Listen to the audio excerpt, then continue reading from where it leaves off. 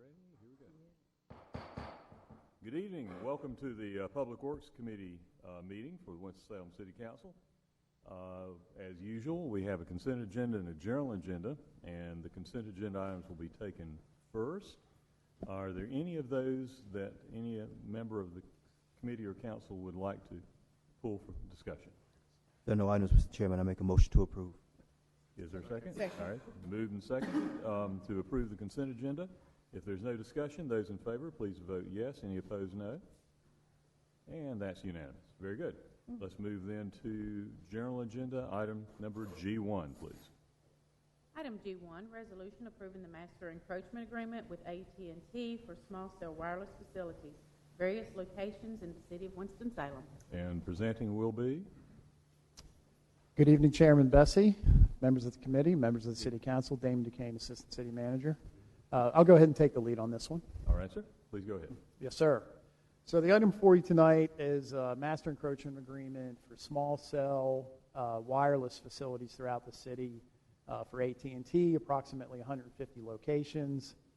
Traditionally, the committee's used to seeing sort of individual encroachments come before you. We had one last month for one of these facilities. Due to the number of the facilities and the spread across the city, staff and not just AT&T but others in the industry, so this is the first one you're seeing, but there will be others, have decided that bringing this item before the council for council to be aware of the facilities coming in and to really facilitate the process of approval of these facilities. So council would approve this agreement, and then I, as the Assistant City Manager of Public Works, would approve the individual permits. And in addition to that, staff's going to add a step where when these facilities are located in individual wards, we'll meet with the council member individually prior to issuing the permit to see if they have any concerns about where those locations are. There is a state statute that governs our ability to regulate where these facilities are. It's very specific about the things that would preclude their installation, such as public safety, pedestrian, vehicular hazards, and things like that. And it's cited in the CARF. Otherwise, it's a relatively pretty straightforward agreement. We would do a master encroachment agreement for things like the bike share program was brought before the city council as well, just so that all of you know that this is going to be going on out there. And as I stated before, we will ensure that we sit down with the individual council member as these come in to share the location and the installation with you. I have questions, but let me see. Yes, Councilmember Scipio. Mr. Kane, is this, I forgot to do my education questions for this. You're saying this is just like the one we did recently down Bailey Park for the 5G network kind of installation? Yes, ma'am. That's what this is. So what we're saying is these are going to be all over the city? Yes, ma'am. And those locations already have been defined? No, ma'am. They have not. There are proposed locations. We haven't received all of those locations from any of the applicants yet. They'll come in typically in batches of how they're ready to deploy, and then we'll plot those on a map and come see the individual council member of the wards that are proposed for installation at that time. And those proposed locations will already satisfy the state requirements? Staff will review to ensure that they do. Yes, Mr. Clark. To be clear, I guess, this is basically a carte blanche, 150. I mean, what does that mean? I mean, is there really any number that's limiting other than what we're saying right here? And presumably other communication companies will come in and could ask for the same privilege, and we have an untold number of these things going in. Is that, I mean, that's correct. The 150 really doesn't mean that much ultimately when we get right down to it. Second of all of these units, as I understand it, go on public right-of-way? Yes, sir. They don't have to go on public right away. They don't have to, but They they don't have to, have the but- right to put them on public right away. Yes, sir. Either By- on existing infrastructure or new infrastructure. By right, and they have the right to mount them on city poles, or not? Do they have to provide their own poles and mounting mechanisms? They do not necessarily have to provide their own poles. Right. They could be placed on existing On infrastructure. existing, so downtown, for example, the new poles that we've installed on the light fixtures and all of that, these units can go on those poles.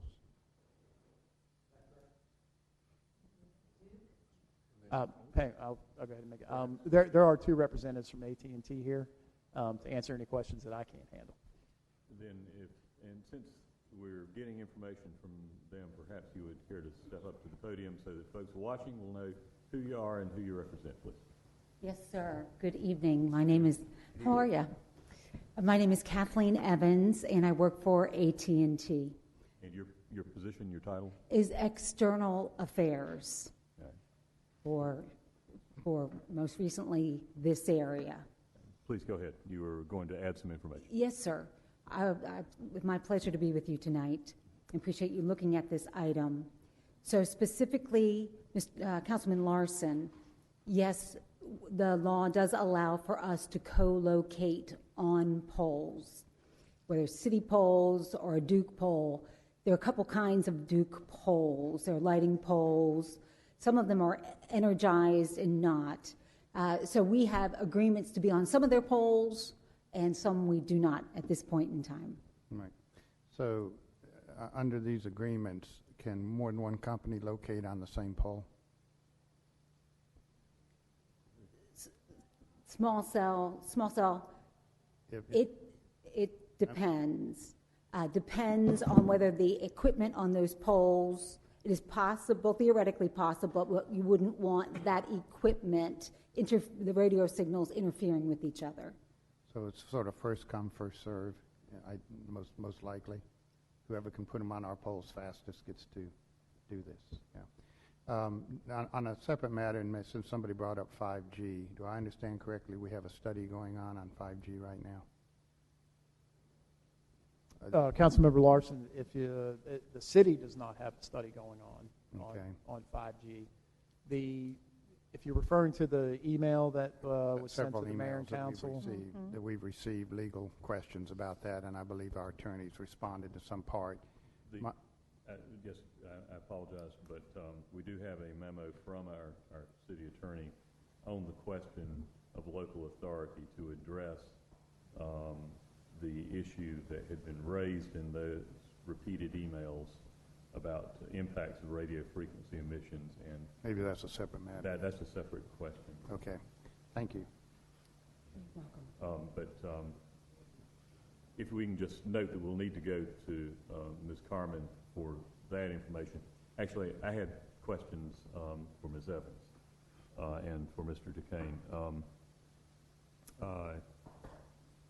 I'd like both of you to address the question of the city's authority to require a different place for a proposed small cell.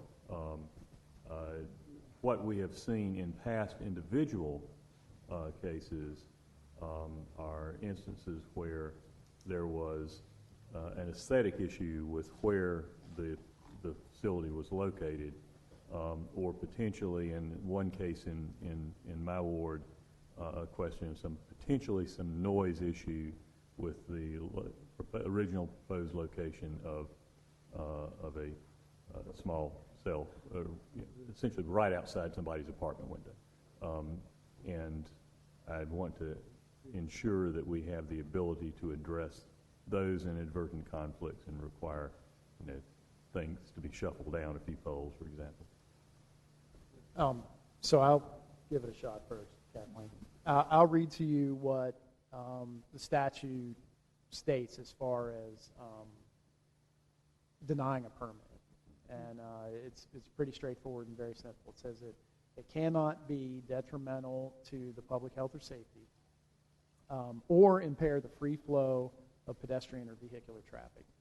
And that's sort of in a nutshell, but those are the two things that if staff looks at it, we would deny the permit. I'm certain that we could come back to AT&T if there were other conflicts and talk to them about could it be moved a couple poles down or otherwise. That would have to be done on a case-by-case basis. Yes, and then Mississippi.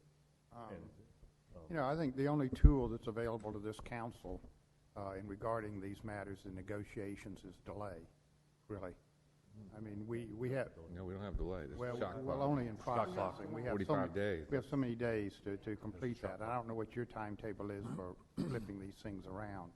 I'm obviously concerned about these things proliferating our landscape, and without any real control on our part. The guidelines by the state are not very rigorous. I mean, in order to show traffic or pedestrian blockage is a huge legal barrier to overcome, I think. And I'm very concerned. This is no disrespect for AT&T or the other companies that want to do this, but our ability, hopefully, to negotiate or to have them in good spirits work with the city in the relocation to address the kind of issues that Councilmember Bessie brought out, aesthetic, sound, noise issues which are not addressed in the ordinance, relies strictly on the goodwill of the companies that are installing them.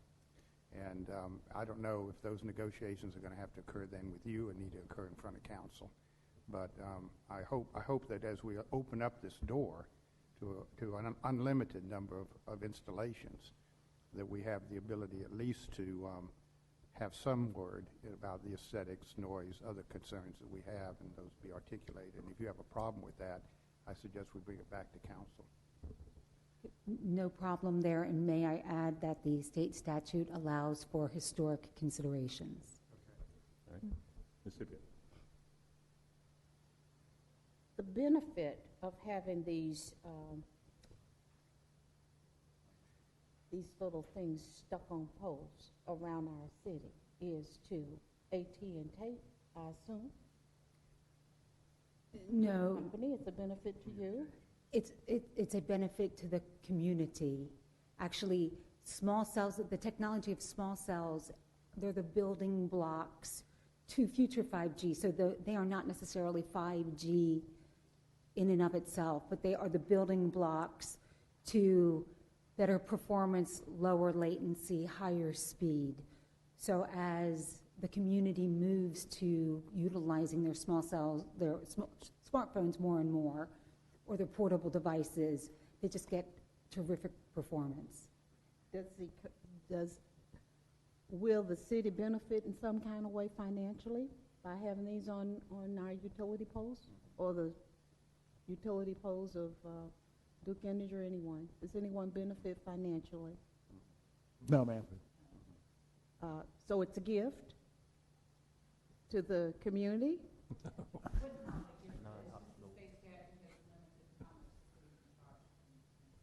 In this, as in many other areas, the state legislature has preempted local authority to add other regulatory factors. So in many ways, we can't say no to this because the state statute supersedes us. Is that not right? That's right. Okay. I think people need to know that we don't have control over this. So the likelihood of having other companies come in and want to do similar thing is, I would assume, is high, and that we have to then grant permission also. Is that right? That's correct. I'm meeting with another company tomorrow midday. Okay. And One of the things that the state statute has preempted from our ability to regulate is the speed with which these requests are made and the ability of our staff to process them. Right. That's something that if I were able to simply say, no, we're not going to take the mass application like this, we've got to slow it down to where our staff has time to review them on an individual basis, I would, but the state statute has prohibited that. I don't think there's anything wrong with these per se. I don't have any personal health concerns. They can come put one on my street as far as I'm concerned, as long as it's not outside my window, so that if it goes on the fritz, I start to hear a buzzing sound to keep me up at night. But, I don't have any health concern. I know that some people do. That is specifically precluded from our consideration by state law, and that's what our attorney's memo addressed. But I just, in terms of what we can do, I just want to make sure that we retain the ability, as a practical matter, to say, well, actually, we don't want it right there because it's going to stick out like a sore thumb. Let's move it, I guess, 2 poles down or 3 poles down, and there's no issue. Kind of thing. Yes. So I've followed this pretty closely from a long way back, and so has legal staff within the city, and there's been many iterations of it. And so I think there's been as much pushback from a municipal level. We've gotten all we can get. And so we're going to get what the industry says we're going to get. That said, the benefit to the city of Winston-Salem is, take the reverse of that. If we don't have good 5G coverage, that will hurt us. So the benefit is a little more diffuse to us. It's very, the carriers are going to make money on this, but if we are not able to compete, if we do not have 5G and Greensboro has 5G, it'll have a big economic impact on us. So and then the other side of that is, do we want a 150-foot pole, or do we want a bunch of small cell units? And we've been through the battle of the big poles, and they are really hated by our constituents. These will be hated less, in my opinion. The first one that came in town was right in front of Marshall Plaza, Marshall Park, and I hollered up and down and got it moved, and that was a case where we had nobody notified anybody about anything, and that was bad. So at least we have some ability now to nudge, but we don't have the ability to say no. And whether we should say no, in the long run, we have to have this service if we're going to remain competitive. And I think at least AT&T has a community presence. There's a lot of conversation back and forth as long as their contractors act appropriately, which we've had a couple of problems there. But we have dialogue with AT&T. Some of these other wildcatters, I just don't know what we're going to get from them. Yes, ma'am. So, Mr. Duquesne, just for clarification, this master agreement will gives staff permission to look at these requests as they come in and take care of them on behalf of the city. Yes, ma'am. And what it does, it formalizes what the code already says. So while I have authority to grant encroachment permits on a routine basis, the manager typically has us bring items forward that are on a larger scale or that we feel that the whole council needs to be aware of. So we use some discretion there, and this just formalizes that agreement and allows the council to know that this is coming, that AT&T will be out there, and there will be some follow-on master encroachment agreements as well.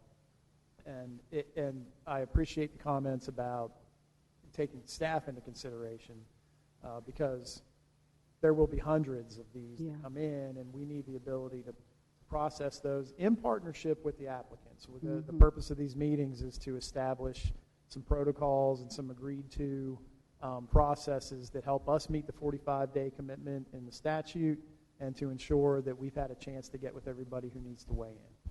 So given that they're going to be over at least 150 on this agreement with AT&T, can you just plan to provide the council with routine reports on how this has progressed over time, just so we will know how it's come to fruition?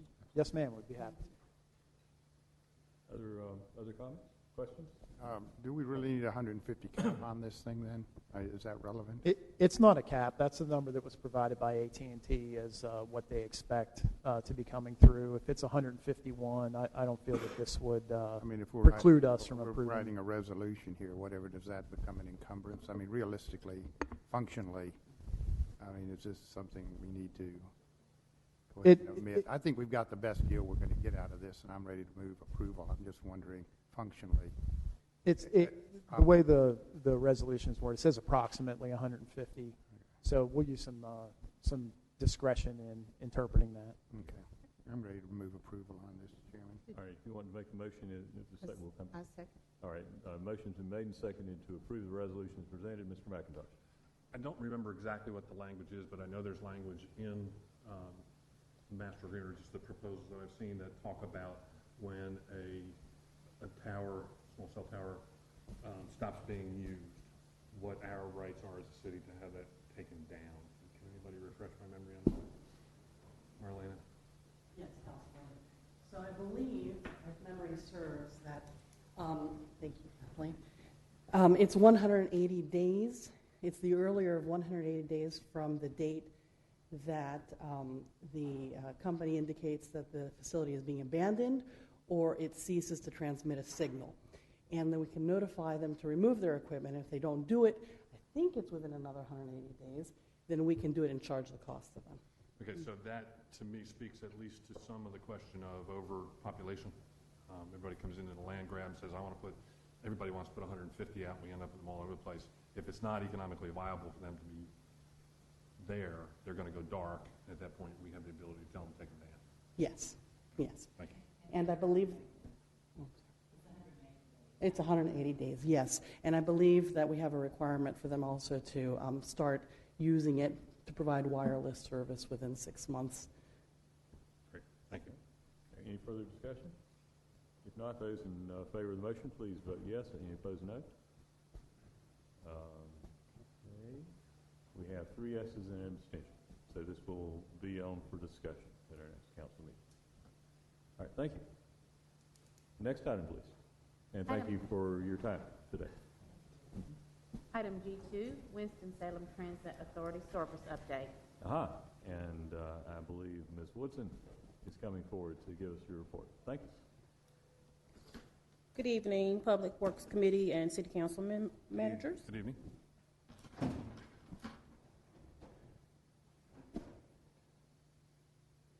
And for folks watching in TV land, My name is Donna Woodson. I'm the General Manager for Winston-Salem Transit Authority. thank you. And I will be You did a great presenting job presenting to a meeting at Forsyth Tech. Thank you. Thank you. I appreciate that. So tonight, I want to come before you with a presentation just of our service updates for the annual fiscal year FY 18-19. So for the ridership, the overall ridership performance for the fiscal year, in the Transaid department, we did detect a 12.7% increase, which is phenomenal for the Transaid department in more ways than one. That shows that we have more ridership, which is expected because with the aging population, the transportation for paratransit, Transaid, is going to increase and continue on to be on the uprise. So we did have a 12.7% increase over 2018 to 19. For the fixed route department, it wasn't quite a significant increase, but it was a 5.7 increase, which is still really good because across the nation, fixed route ridership is decreasing. So we do have an increase in our ridership in Winston-Salem.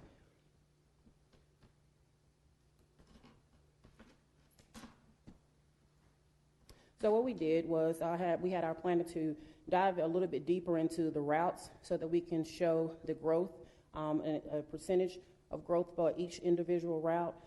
You'll see with the plus signs, that is all the routes that had service increased in January of 2018.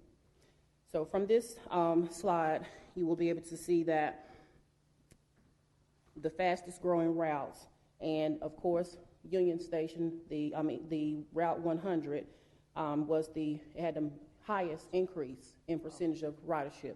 That was because that route in the beginning, few years, it was 0. So of course, any ridership increase would detect a larger increase in the ridership compared to other routes. So that's why that was their 73.3% increase as far as the ridership, because now we're averaging about 450 riders per month. What about Route 80? You added time of service, I think, for Route 80. Mm-hmm. Yes. So Route 80 is on the next slide. Yeah. Right. It's right here next to the Hawthorne Road. So that was also a significant increase. It was 50%. So that was the second highest increase in the ridership for the overall routes since the changes were made. That wasn't one of the bottom routes originally, so that's actually a much more significant number, exactly, more representative of the true growth of that route because it was not an underperforming route in the beginning. Yeah, ironically, I ended up on taking 80 downtown today because I missed 103. I had to pedal on and catch my ride at East Mall. I'll show me to show up precisely on time. You were late? I was actually It was across the street when the bus pulled away. I promise you it was not on purpose. It was not on purpose. Okay, so that basically shows the growth of the fastest growing routes from the least to the greatest, with Route 100 being the greatest growth in ridership over the fiscal year.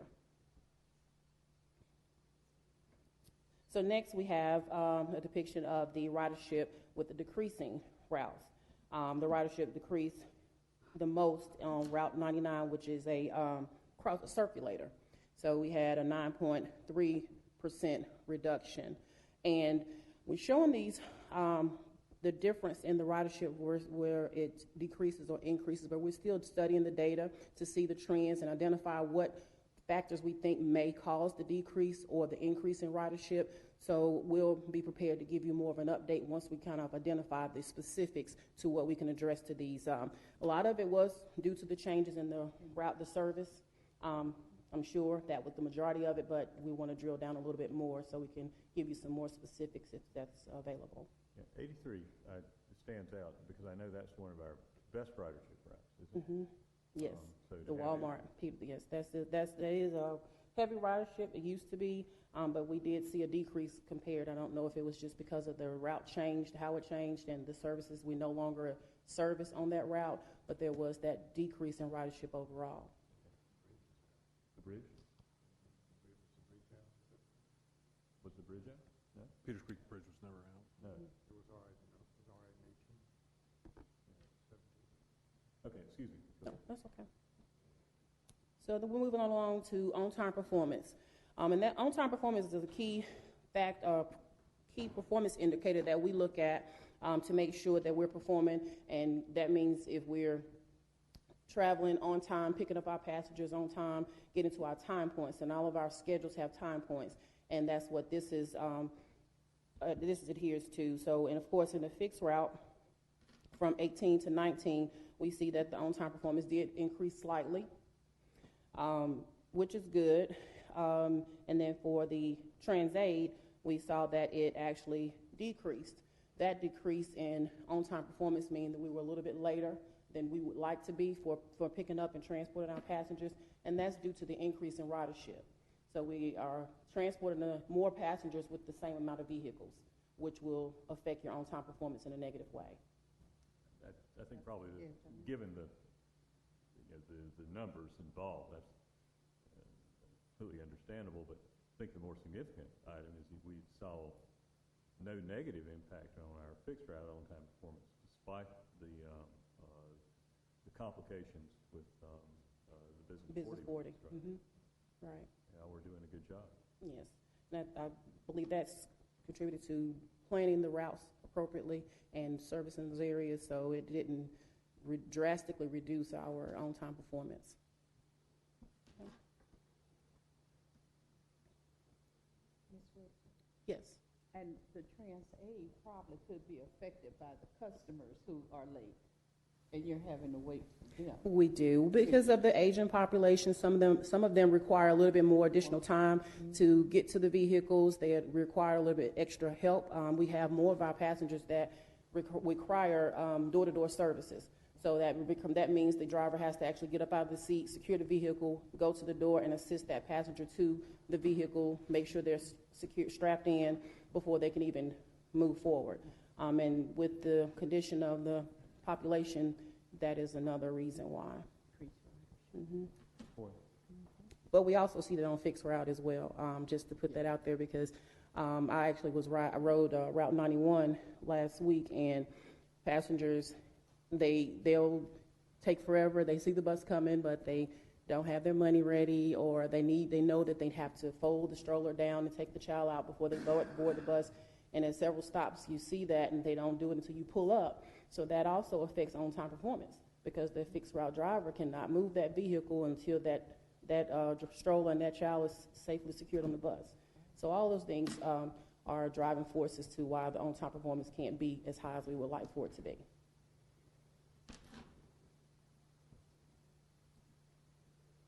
So revenue miles, of course, with the increase in the Business 40, we saw an increase in the revenue miles for the fixed route, and it equates to 17.6% over the fiscal year. And then we saw a slight increase in the revenue miles for TransAid. It's only 2.8%, but there again, it's just, I'm sorry.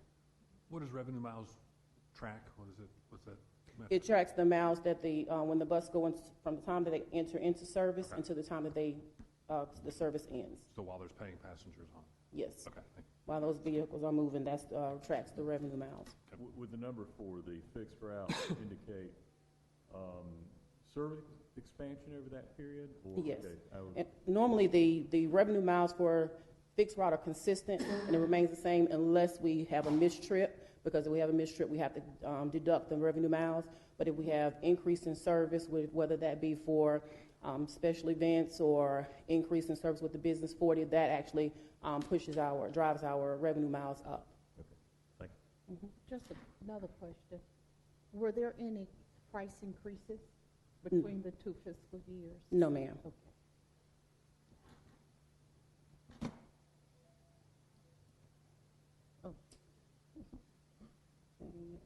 So now we go to the cost per passenger. And of course, on fixed route as well as TransAid, our goal is to drive those costs per passenger down.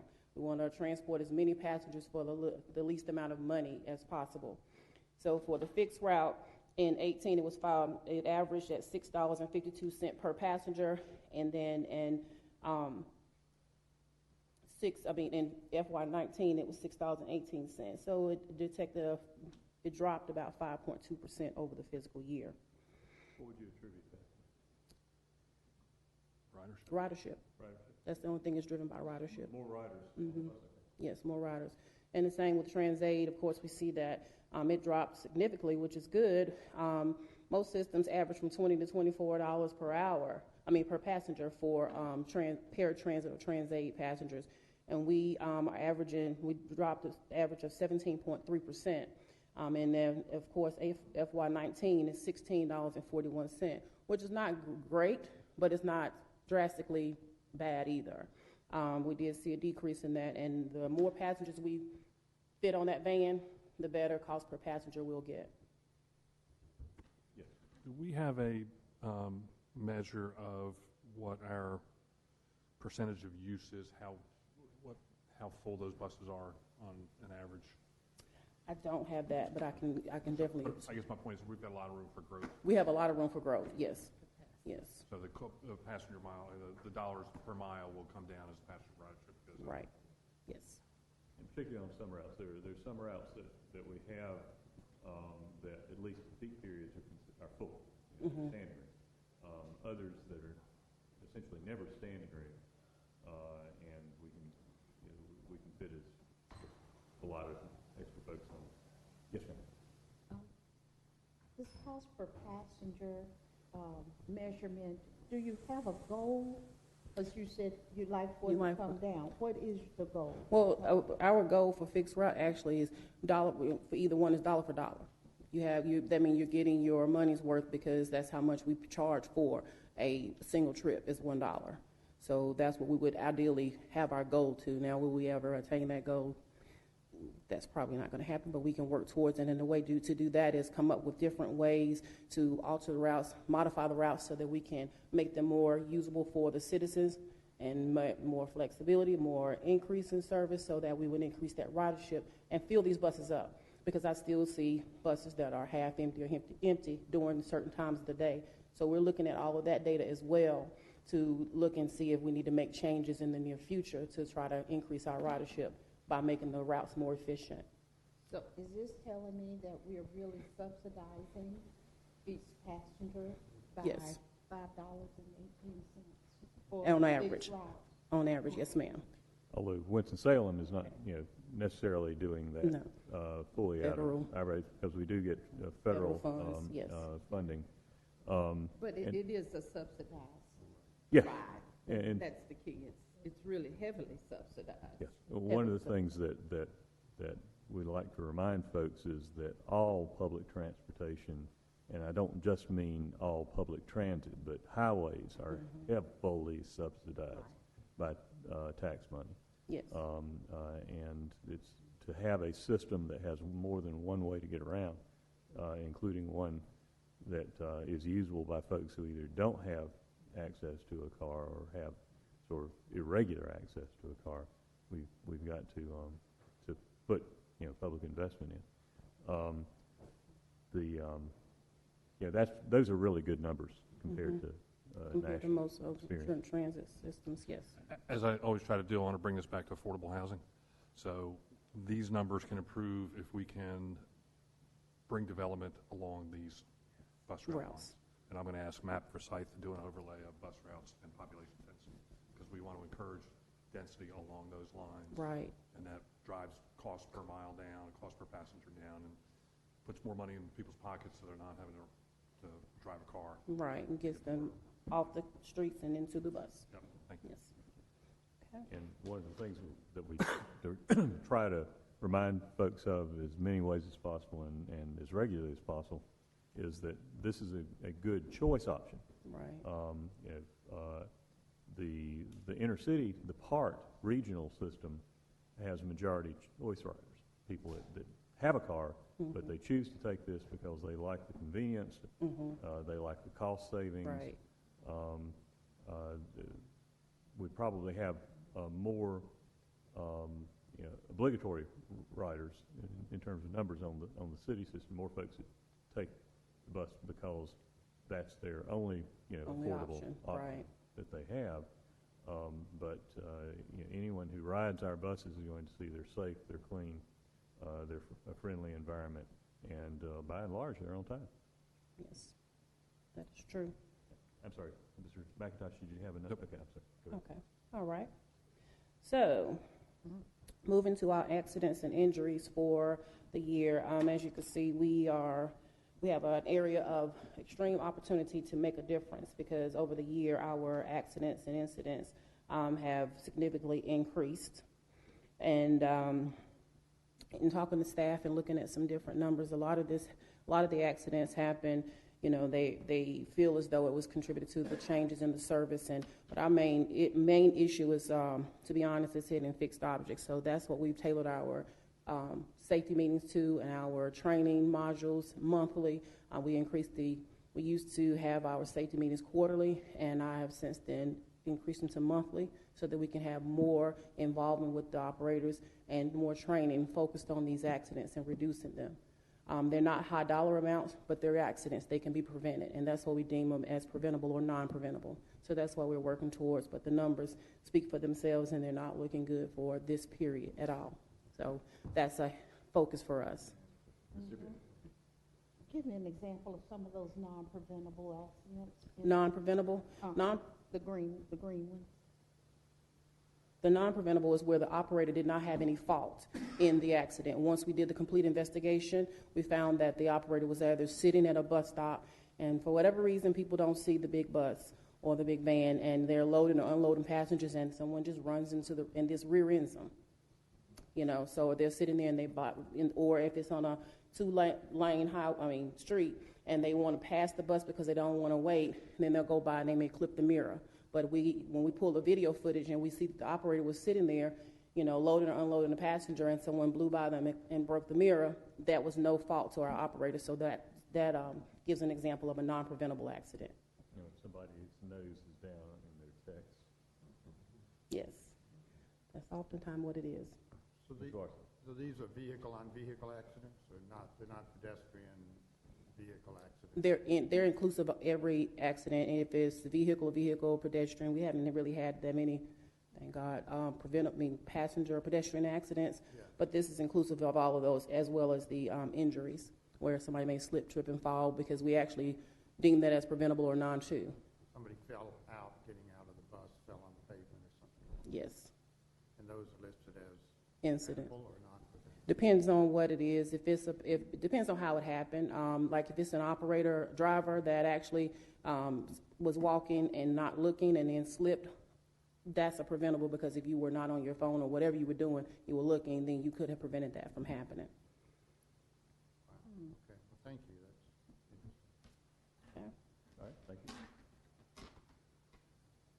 So this is actually just the number of wheelchair passengers. We wanted to make sure that you are aware of how many wheelchair passengers we actually transport from year to year. And of course, for fixed route, we saw a 1.7 increase from 18 to 19, giving us a total of 10,054 wheelchair passengers that were transported for FY19. And then in TransAid, wheelchair passengers increased 2.6%. So we have a lot of people, as I stated earlier, challenges, but they're still they're challenged but not defeated, because TransAid offers them a way to get to where they need to go, even if they're in a wheelchair. Yep. And that's commendable. I'm just going to say that's a phenomenal service. Thank you. I love to see TransAid comes and brings several of our members to church every Sunday. These people they're mobile, they're able to participate, and that's a wonderful service that we provide.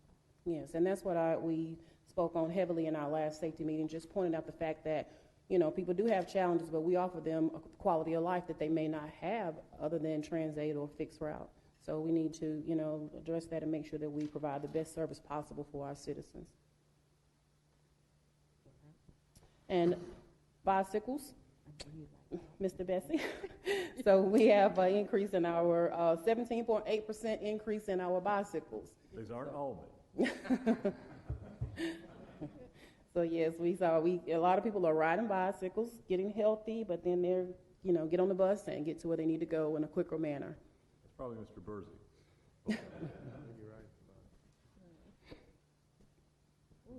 So this is what we call the telephone performance. This is basically what our mobility management department, we actually look at their hold times, how long they actually leave someone on hold when they call into the transit center for information requests or reservations. So we basically gauge that by percentage, and our percentage has actually decreased, which means our hold time decreased of an average of 2.4% from year to year. So we want to continue to drive that down. That means we answer more calls and answer them more efficiently.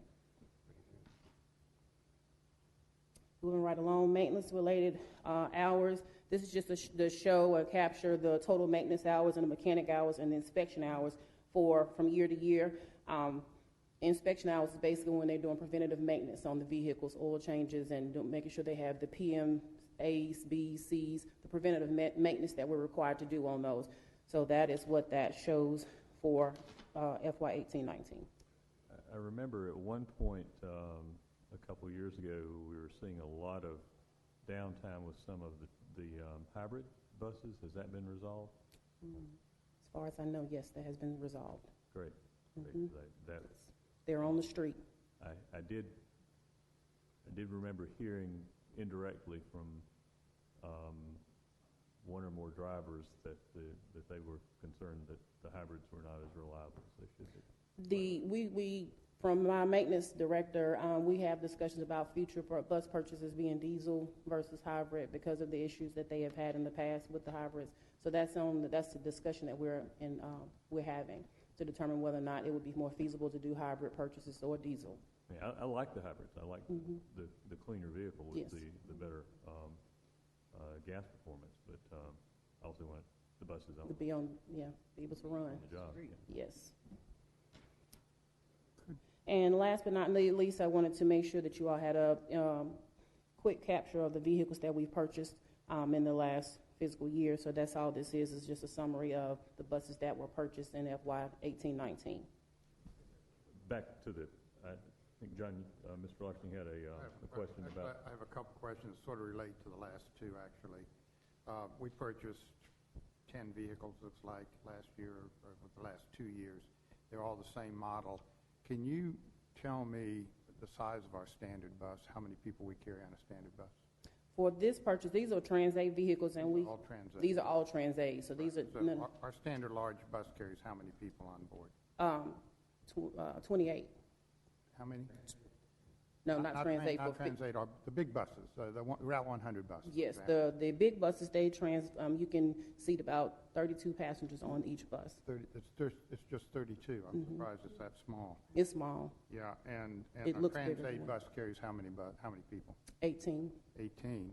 And how many of each bus how many of those buses do we have? If you don't have. We have 40 TransAid vehicles, and 40? we have 40 and 58 58 large Fixed route, buses? yes. So, and looking at your and looking at part of this relates to the maintenance schedule and how many vehicles we're maintaining and how large the fleet is becoming, and how the fleet is aging out as well. It affects these kinds of The numbers. hours, yes. So what does a 32 passenger bus cost us per unit? Any idea on that roughly? I believe it's like 600,000, but I think, Federal money in that too, usually, isn't it? Whatever the cost is, and we buy them some sort of bulk rate, or we get some sort of discount, I'm sure, as a city. But I'm curious to what the cost of a large bus is compared to a Transaid bus. And we only have really two sizes of bus in our fleet. Is that yes, correct? that's true, just two sizes. That's correct. So I'm trying to understand the economics of our bus system and how many buses we're running. Right now, we're running just under 100 buses, really, at any given time. And Yes. most of those are active every day. I assume we don't have Yes. a lot of them reserved, do we? No. We keep your fleet in reserve. So as we look at the maintenance and we look at the long-term growth and we look at the expansion, trying to understand, forecast a little bit about what it's going to cost, for example, as we try to increase our services, where we increase it, whether Transaid, what. I'm very encouraged by the numbers I'm seeing, actually, by the ridership numbers that we're beginning to see on this. But I have another question. But if I could get a cost of what a Transaid bus Yes. costs, and then what our large bus is, and if I assume we're differentiating between hybrids and are we buying anything other than hybrids at this point? As far as The last large purchases bus? were all hybrids, so, Everything, we've gone environmentally, we're following Yes. that goal, aren't we? yes. Well, that's great. The one thing I'm curious about is when I first came on council, we had reorganized the bus routes. Bessie had done a good job of rethinking about our services provided. This snapshot reflects a growth that's occurring in our bus ridership. Yes. And I think that's great. I would be interested to sort of understand a little bit, and I was a little bit puzzled by the increase, for example, in Transaid, when we had raised the prices in Transaid, and we thought that would have an adverse impact on the ridership. And it may have had initially, and we may have dipped out of that. Yes. And so I guess what I'm asking for at some point is a little bigger snapshot as to what's happened, because there was a lot of criticism at one time about our ridership dropping, and the routes weren't working, and on and on. And what I'm seeing here is what looks like we're now out of all of that, and we're seeing this upward turn on both fixed ridership and Transaid. And we can anticipate, if this trend continues, we're going to continue to have to expand our bus service. Yes. And so, can you at some point Yes, sir. I'll provide have me that. a little longer view from the time we made that change, and so we begin to forecast what our trend is going to be in the coming years? Yes. And I'm very encouraged by what I'm seeing here, but I'm trying to put it in the context of where we've been as well. Yes, sir. I'll make sure I have that for you for the next update. Thank you.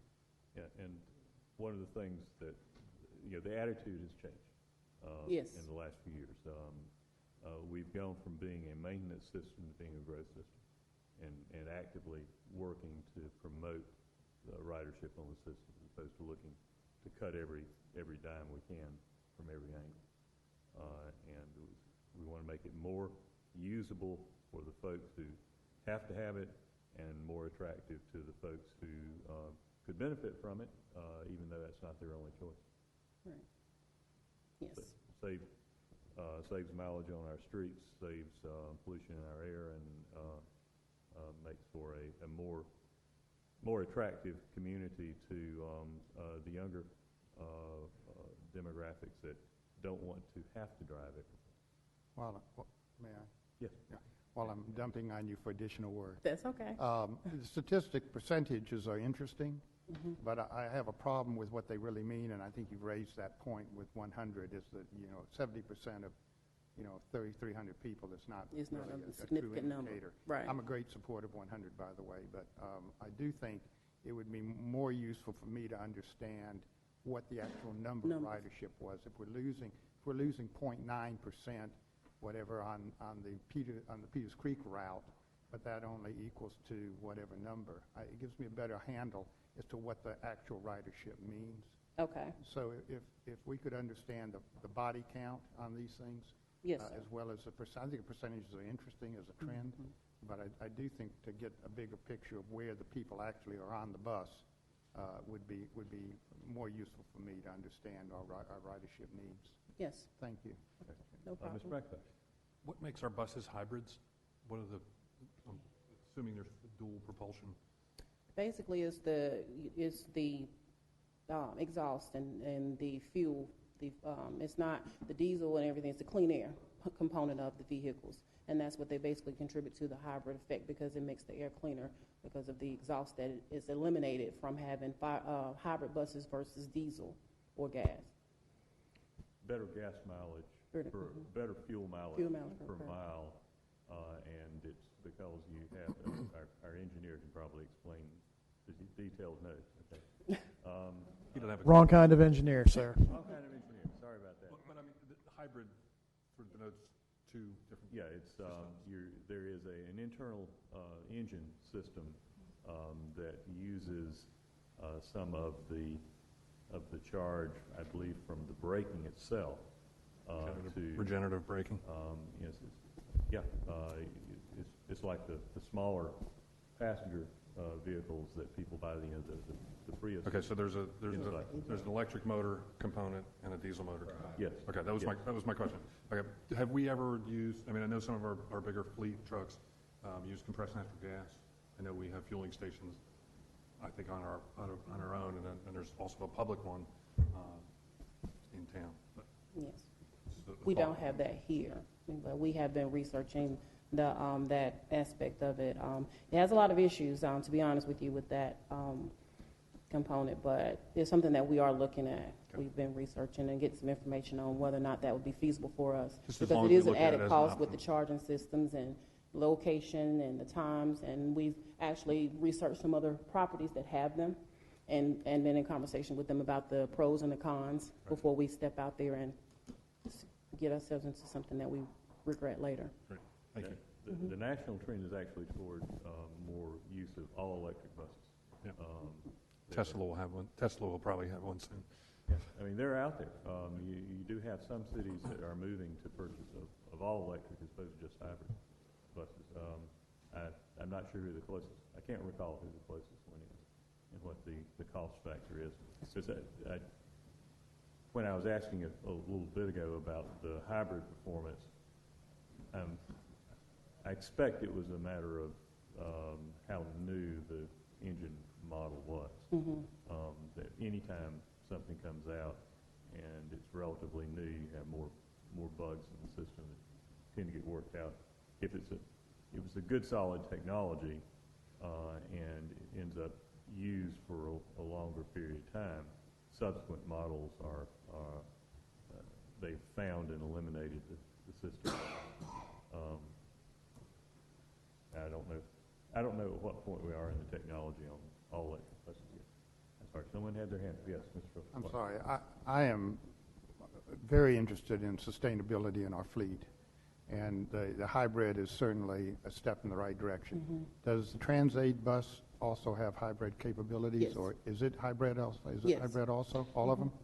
Not all of them. The newer ones The are. newer ones Yes. are. And are we exploring all electric? Is that, we're looking at soon, I think we're looking at putting in 8 speed chargers here in our city, and presumably we'll be adding more stations.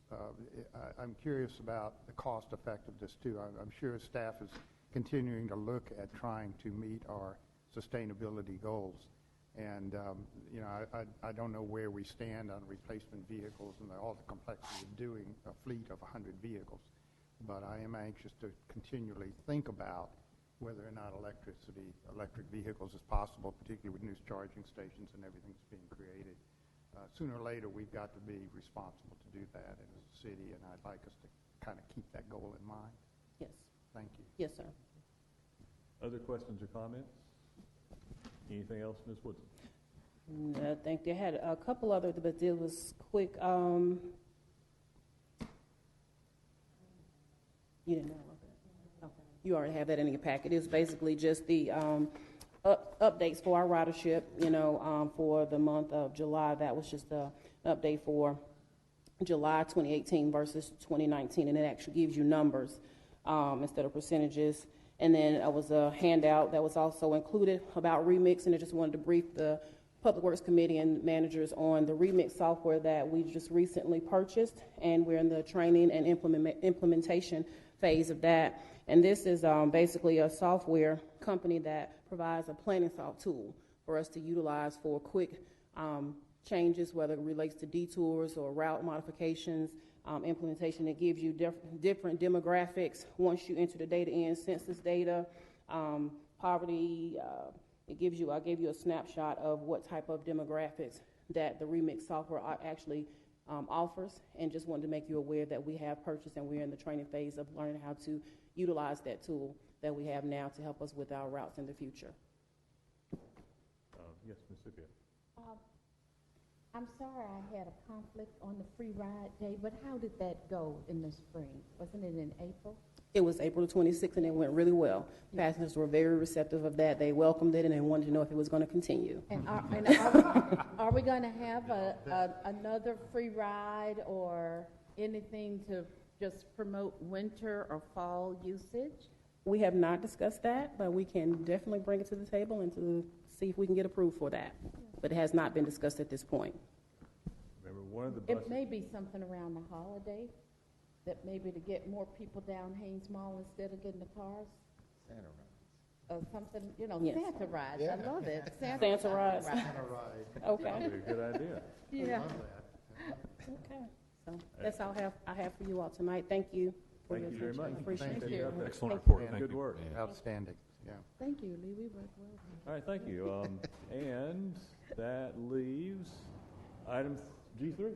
Item G3, pedestrian intersection improvement priorities. Thank you, and I believe Mr. Burzik is reporting on this. Yes, thank you, Mr. Chairman. Good evening, committee members and members of the City Council.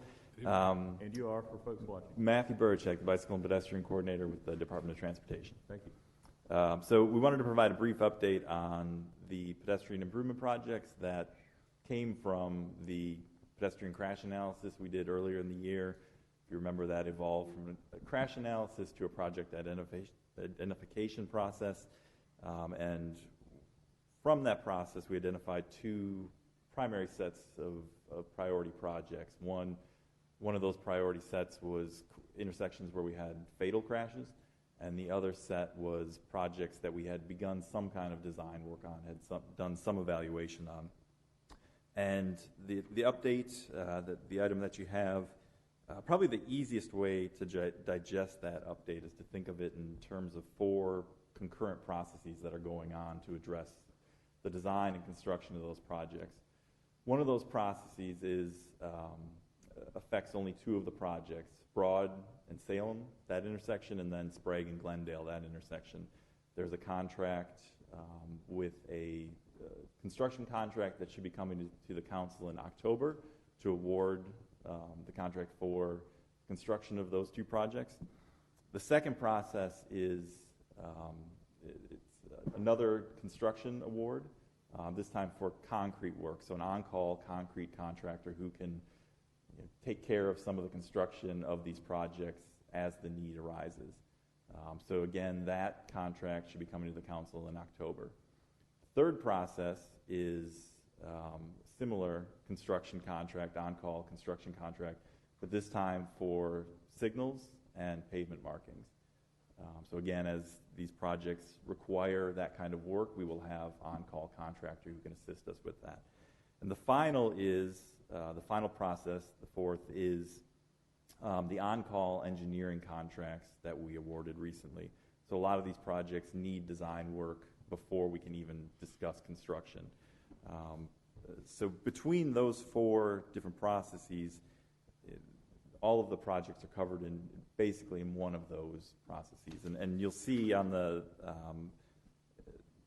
item, there's a set of comments that essentially fits into one of those 4 categories of work that's being done. Yes, ma'am.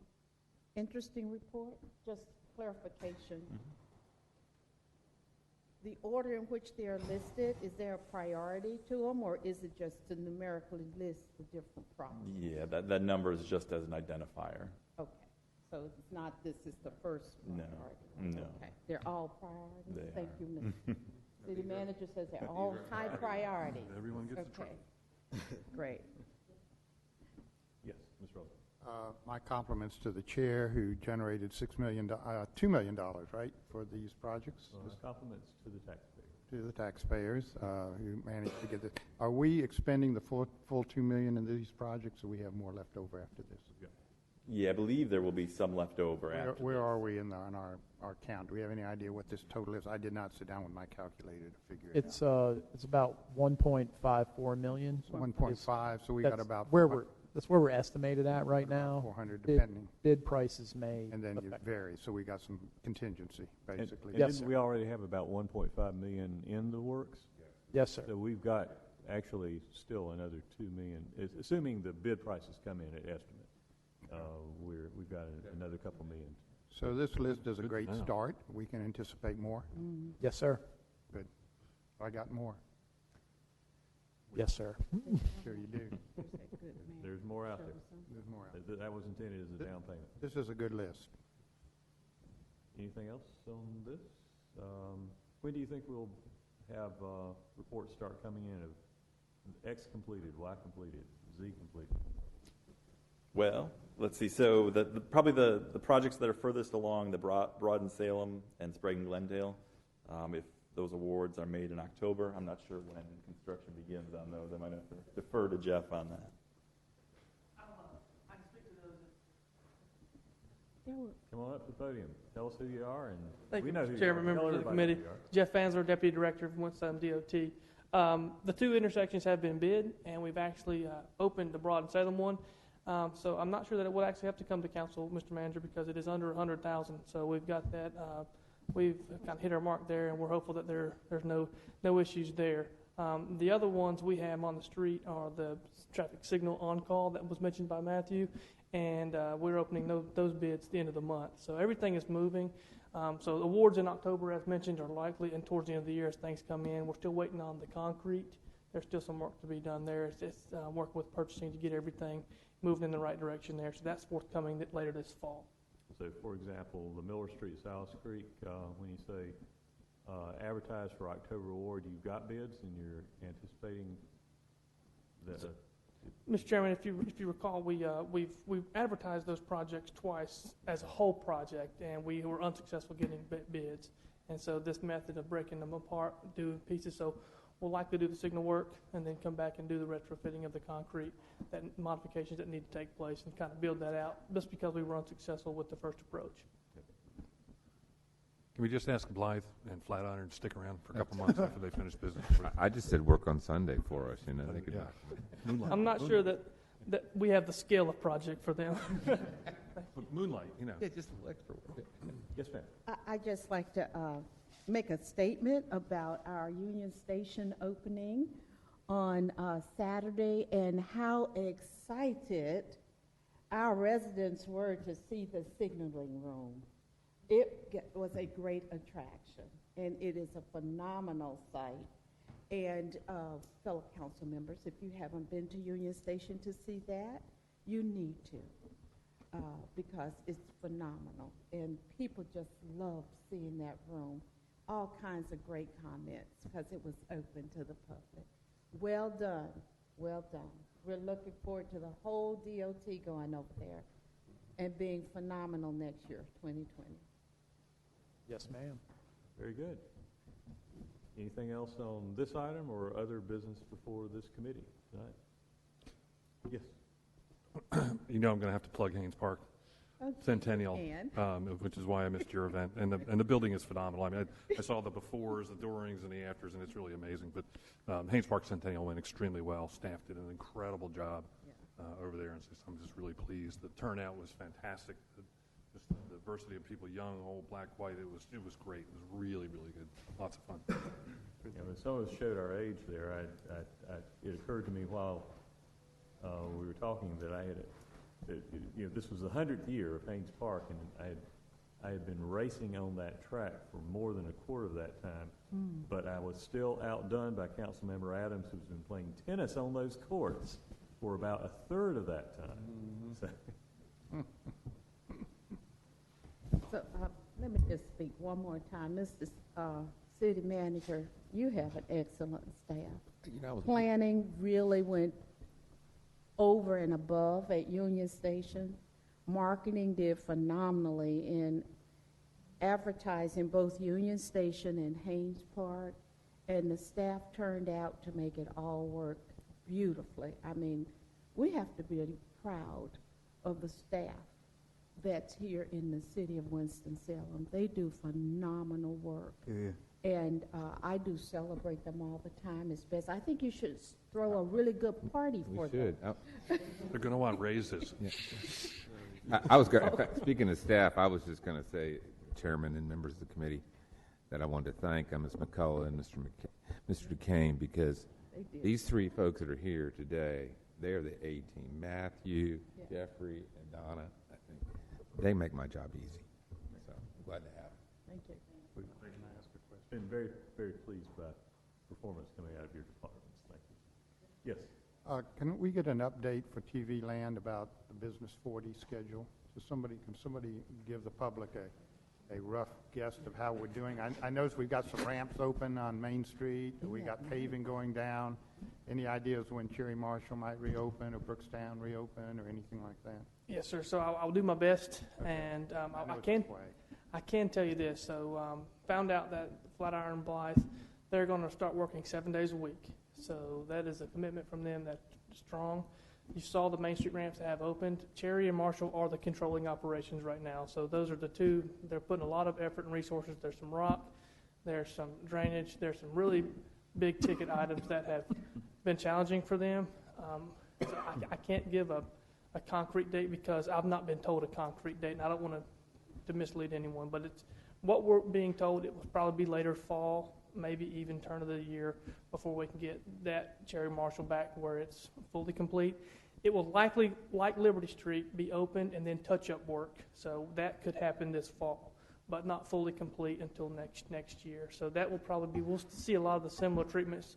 So we're trying to get traffic moving, but there will be some touch-up work at a lot of these locations.